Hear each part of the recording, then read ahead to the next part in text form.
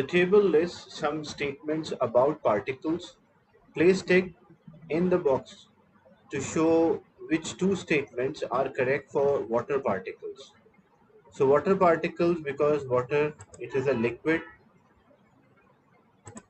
So the two statements are which are correct. Particles only vibrate, no. Particles do not move, that's wrong. Particles have no gap between them, that's for solid. Particles move randomly, they can move randomly, and particles have more energy than ice, that's also true. And particles have regular arrangement, that is not the correct statement. This question is about elements in group 7 and their compounds. The table gives information about some of these elements. Predict the color of a fluorine at room temperature. As we go down in this group 7 halogens, what we observe, the color intensity increases. So color of fluorine, it will be lighter and it is actually pale yellow.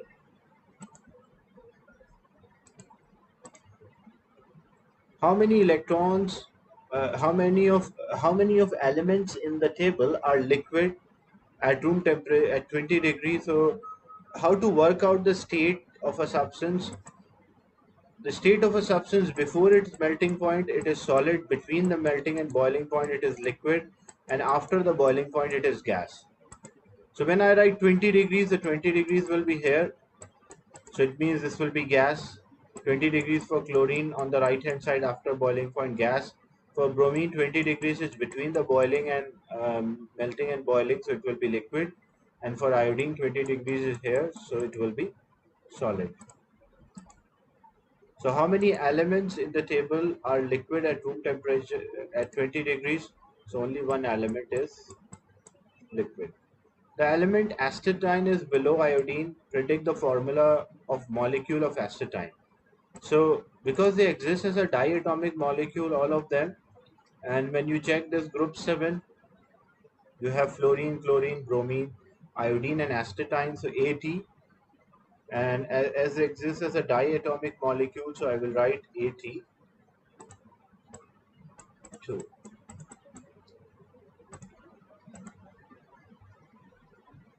Seawater contain bromide ion. Bromine can be obtained by bubbling chlorine through a sample of a seawater.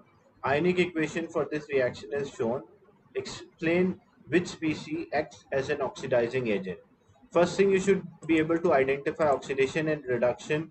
In element state, the oxidation number is 0. So for chlorine, 0 changes to -1. If 0 changes to -1, means it is reduced, decreased. So for chlorine, reduction happen, and for substance which reduction happen, that is acting like an oxidizing agent. And for bromide ion, -1 becomes 0. So oxidation number increase, that's called oxidation. And for substance which oxidation happen, that is known as the reducing agent. And the definition of a reduction is same as oxidizing agent. Reduction means it gain electron. So explain which species act as an oxidizing agent in this reaction.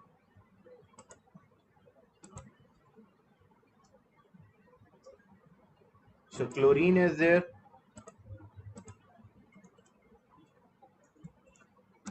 Because it reduce or gain electron.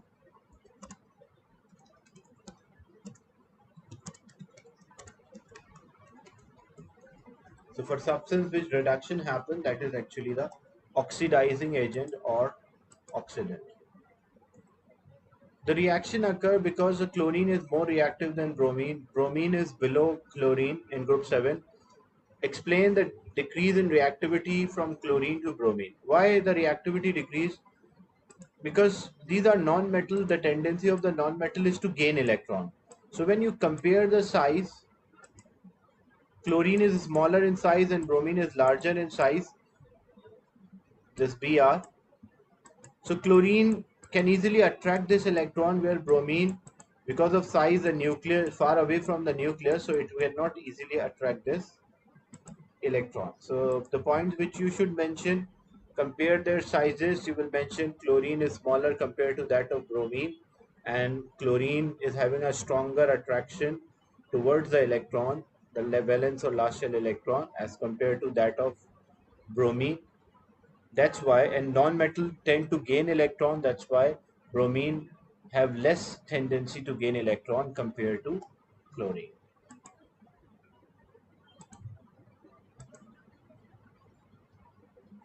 Element in group 7 react with group 1 to form an ionic compound. Which pair of ions both have electronic structure, or like which pair isoelectronic reagent?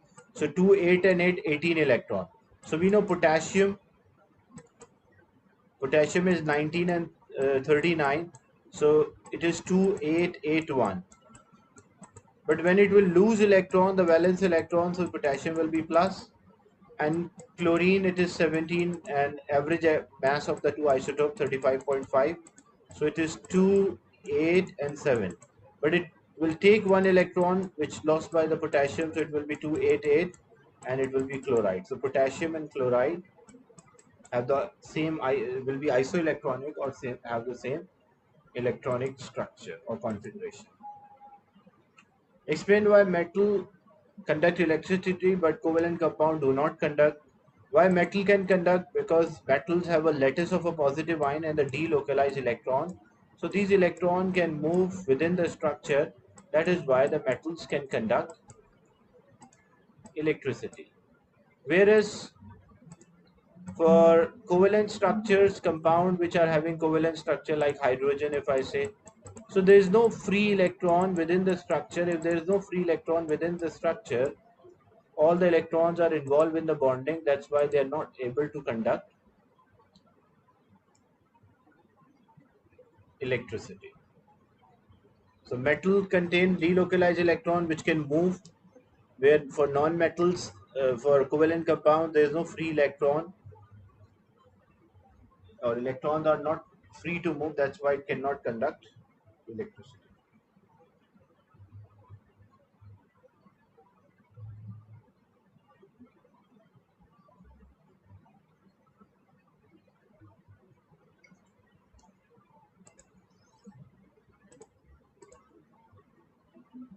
Hydrogen chloride is a covalent substance. When hydrogen chloride is added to water, a solution of dilute hydrochloric acid is formed. The solution does not conduct electricity. Name the type of particle in the solution of dilute hydrochloric acid that allow it to. The solution does conduct electricity. Name the type of particle in the solution. Basically, what happens here, when we have HCl, this HCl, when we add this to water, it will dissociate into H plus and Cl minus ions. So the hydrogen ion and the chloride ions are responsible for conduction of electricity. The teacher uses this apparatus to investigate electrolysis of solution of dilute hydrochloric acid. The variable power supply and ammeter gas syringes are attached, negative and positive electrode. The solution of dilute hydrochloric acid. The teacher wants to find out if there is a relation between a current and a volume of gas collected. She adjusted the power supply until the current is 0.1 amp. After 5 minutes, she records the volume and collect the gas at syringe X and Y. The teacher repeats this experiment several times and different current each time. This is a table which shows how the variation of the volume when we are changing the current.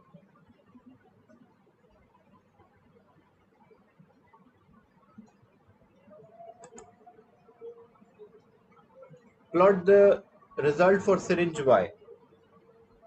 So we have to plot the result for syringe Y: 8, 15, 22, 25, 37, 44, 52, 60, and draw a circle around anomalous result, so and draw a line of best fit. So now when you work out the values, I'm not plotting the results. One of the value will be anomalous, so you will draw a best fit line and circle the one which appear to be out of the range or anomalous. They explain a possible cause of anomalous result other than misreading the apparatus. So what could be a reason why the result might be anomalous.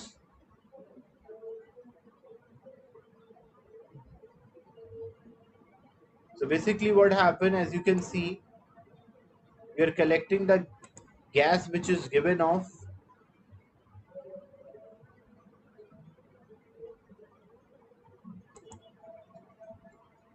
by changing the current. So what could be the possible reason? Might be a possible reason for that? Maybe the current, we assume it's zero point 0.4, but maybe actually the current might not be zero point 0.4. Maybe some of the gas dissolve in the solvent. Maybe some of the gas escape during the process. So these might be the causes which leads to a lower volume of gas collected at Y. Reduce the relation between the current and volume. So you can reduce as it will be a straight line.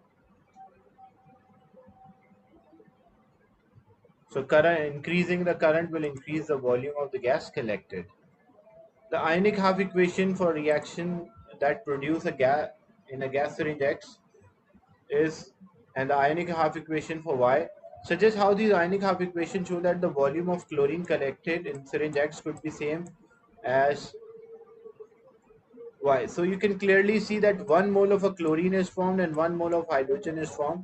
That's why 1 mole occupies same volume at standard temperature and pressure, which is 24 dm cube. So both gas will have the same volumes as well. Like same number of moles are produced, that's why same volume of the gas will be collected. Suggests why the volume of a chlorine collected in syringe X is always less. So why? Because chlorine is a water soluble gas, it dissolves in water, that's why its volume will always be less than hydrogen. This question is about alcohol, carboxylic acid, and ester. The table gives information about some of alcohols. Complete the table. Missing relative mass. So 12 multiplied by 2, it's 24 plus 6, 30, 30 plus 6, 46 will be there. And 4, so 4 means but, single bond in, and because of OH, it will be also butanol. Ethanol can be oxidized to ethanoic acid by heating with potassium dichromate. Name an other reagent. So it should be acidified potassium dichromate. So how we can acidify it? By adding sulfuric acid. State the color change that occurred during this reaction. Potassium dichromate, which is orange in color, it changes to green. So it will change the color from orange to green.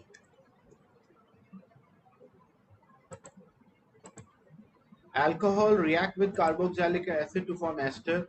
Name the ester formed when ethanol react with ethanoic acid, so it will form ethyl ethanoid. The first name of ester is from alcohol and the second name is from carboxylic acid. Complete the equation for reaction between methanol. So methanol, ethanoic acid, it will form methyl ethanoate. So ethanoic acid is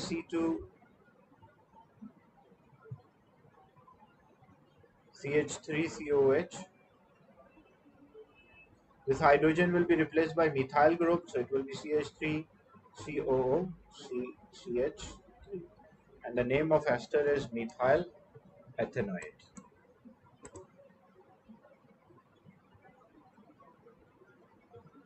Hydrogen peroxide solution decomposes slowly at room temperature. The catalyst increases the rate of reaction. State one property of a catalyst. So catalysts, what they do, they alter the rate of the reaction, and chemically they remain unchanged or no change in, chemically no change in the catalyst.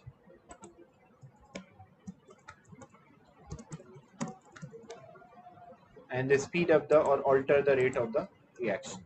Student uses a sample of 3 solid X, Y, and Z, and use operators collected the volume of a gas. Hydrogen peroxide decomposed to water and oxygen. Describe a method the student should use to find out which solid act as a catalyst. So what we will do,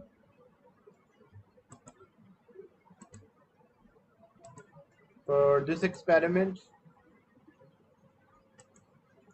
we'll take equal volume of hydrogen peroxide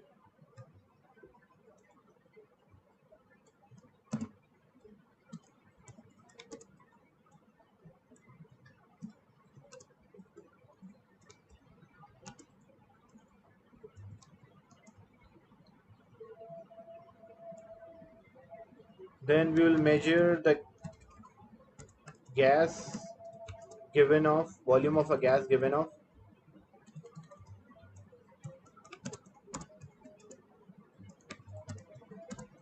Example in 3 minutes. Then we'll repeat the procedure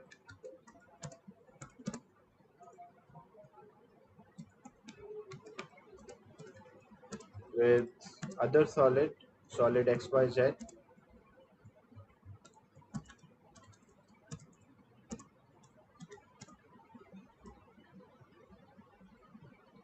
Using same mass of each solid.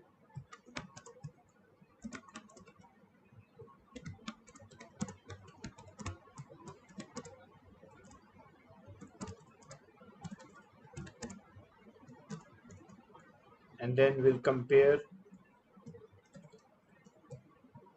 or calculate the rate.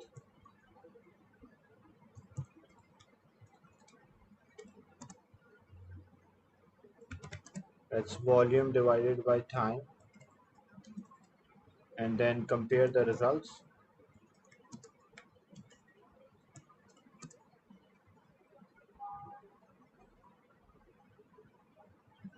The one which is having the faster rate and chemically unchanged,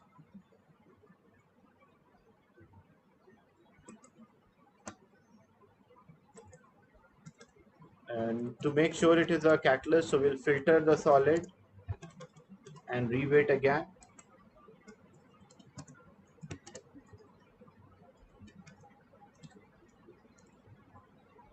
And then compare the result, the one which affects the rate and does not chemically change or no change in mass, that is a better catalyst. The decomposition of hydrogen peroxide is exothermic, so reactant have more energy, product is having less energy. Energy profile diagram: without catalyst, activation energy will be higher, but with catalyst, the same reaction can proceed or go on with a lower activation energy. So one is with catalyst, another one is without catalyst.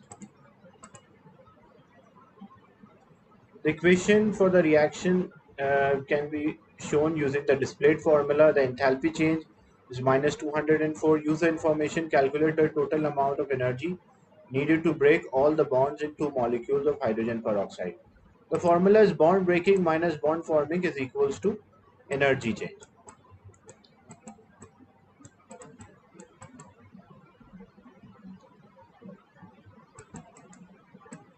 That's the energy change. So bond breaking energy, we want to find bond breaking energy. So bond breaking energy will be equal to enthalpy change plus bond forming energy. And the bond forming energy, when water is formed, OH bond is given 463. So 463, one molecule of water contain 2 OH bond, two molecule contain 4 OH bonds, plus O double bonded with O, because oxygen double bond, it belongs to group 6.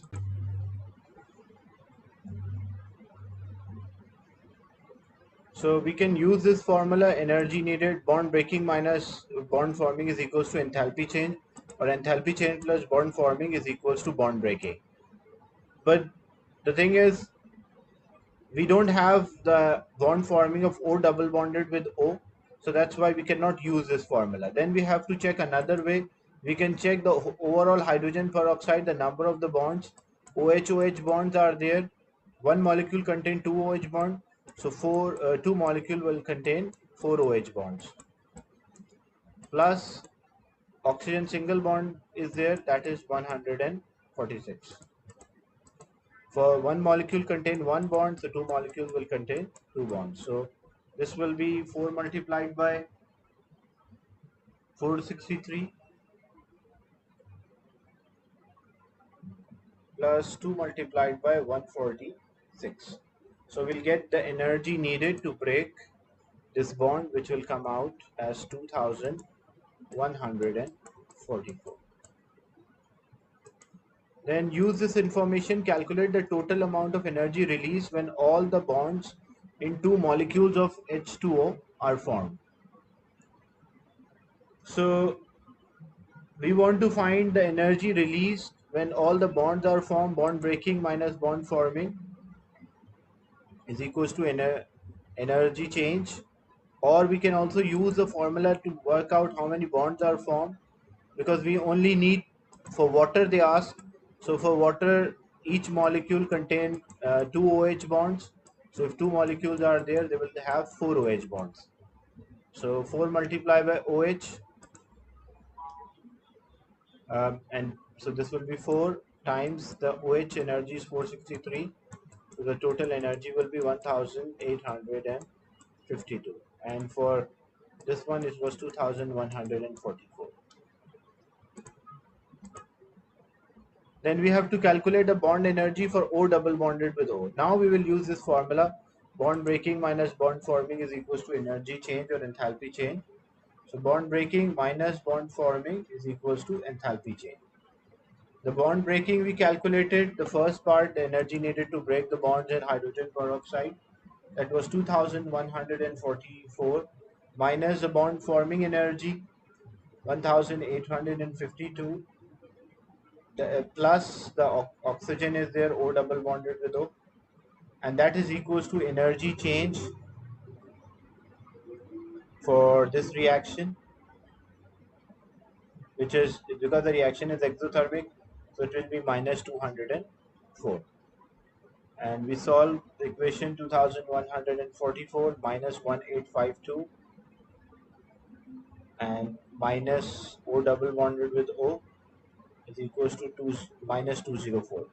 We move oxygen bond there and move 204 other side. 2144 minus 1852 plus 204 will give us oxygen bond, which will come out 496 kilojoule per mole.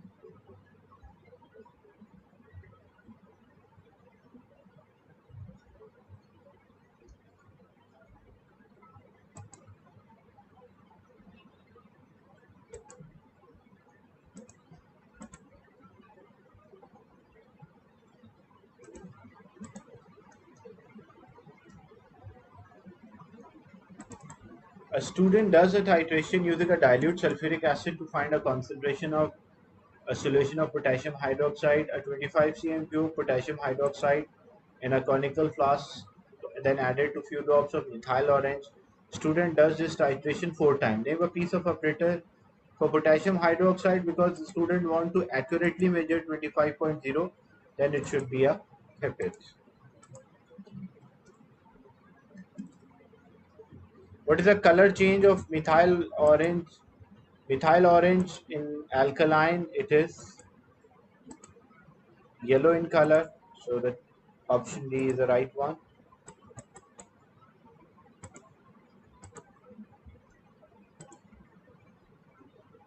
The table shows the students' result concordant within that 0.2 centimeter of each other. We call them as concordant. So we have to place a tick which values are concordant. So 0.65, 0.6 and so these are within 0.5 more or 0.5 less. 0.9 is out. Use the concordant result, calculate the average titer volume of acid. So 20.65 plus 20.60 plus 20.55, and that is all divided by 3. This will give us 20.660 as a mean or average.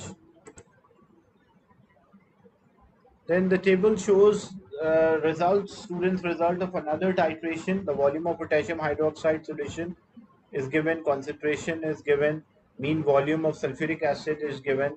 The equation, calculate the amount in moles for potassium hydroxide in 25 cm cube. So concentration into volume will give us the moles. The concentration is also there, 0.0370.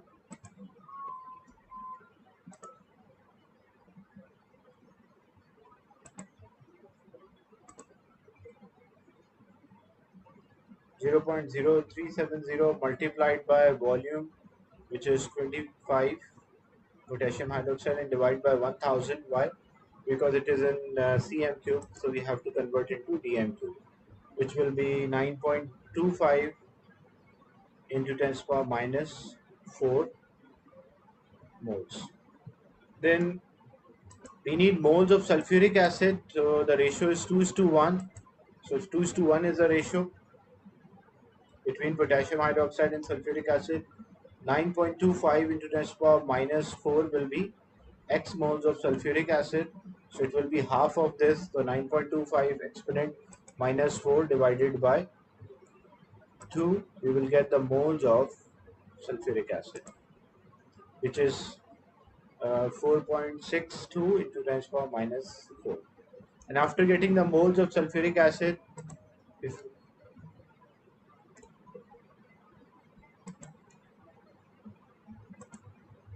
calculate the concentration, so concentration is moles by volume. So moles we calculated for sulfuric acid, which was 6.2 into 10 to the power minus 4, and divide by volume of a sulfuric acid, which was 21.2, as we need the concentration, which is moles by volume. So 4.62 into 10 to the power minus 4 divided by 21.20, but then also divided by 1000 to convert this into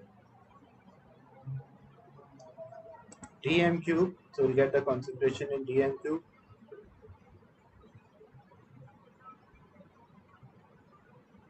which will be 0.021 mole per decimeter cube.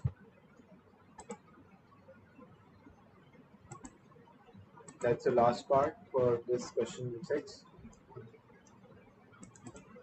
A sample of gaseous hydrocarbon X has a volume of 600 at room temperature and pressure. Calculate the amount of moles in hydrocarbon.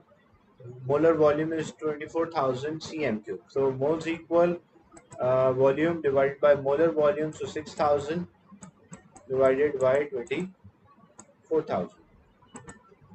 So this will give us the number of the moles equal to 0.025. The mass of a sample of a hydrocarbon is 1.45. So this was 0.025. The mass in gram is, show that the molar, so the formula moles equal mass in gram over molar mass.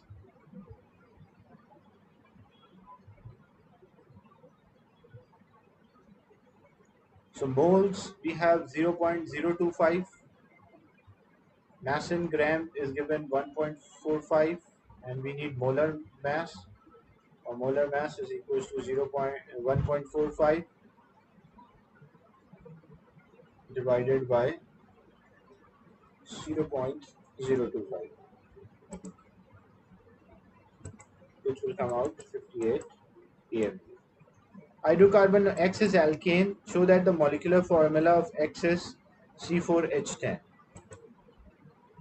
So if it is C4H10, like,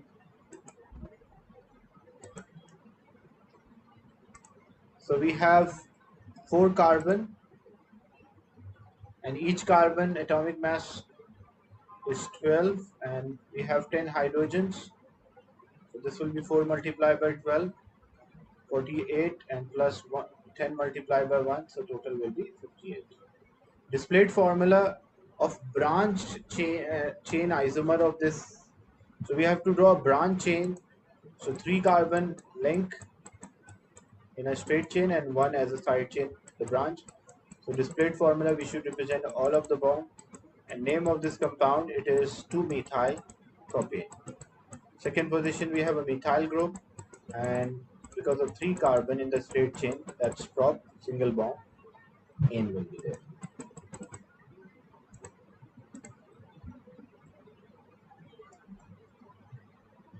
This question is about ammonia gas. So ammonia can be prepared in the lab from a reaction between ammonium chloride and sodium hydroxide, other products of reaction sodium chloride and water. Give a chemical equation for this reaction. So chemically what happened in this reaction? We have ammonium chloride. This is also a test to check the presence of ammonium ion. So we have ammonium chloride, ammonium valency plus 1 ion plus sodium hydroxide NaOH. This result in a formation of NaCl plus NH3 plus H2.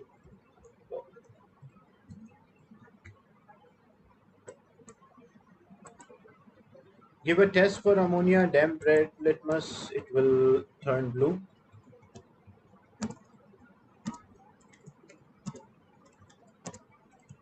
Ammonia is an alkaline gas, so that's why it turned the red litmus blue. In industry, ammonia is produced from nitrogen and hydrogen. This is called a Haber's process. In a sealed container, the reaction can reach a position of dynamic equilibrium. The term dynamic equilibrium means that the rate of forward reaction is equal to backward reaction, and there is no change in concentration of reactants or product. But you cannot say the concentration of the reactant is equal to product. If you say like this, then it will be wrong. Like one, you will not get 2 marks for this answer if you write that concentrations are also same. The graph shows the percentage yield, like amount of ammonia at equilibrium, different temperature and pressure. So as you are increasing the pressure, you are getting higher yield, but as you are decreasing a temperature, you are getting a higher yield. So use the graph, explain if the forward reaction is so forward reaction is exothermic because decreasing a temperature increases the yield.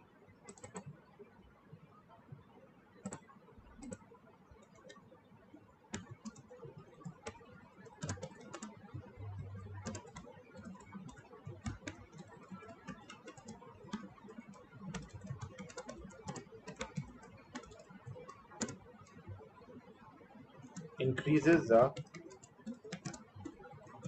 yield of ammonia. So this was paper from January 2021 exam, Unit 4 CH1, paper 2C.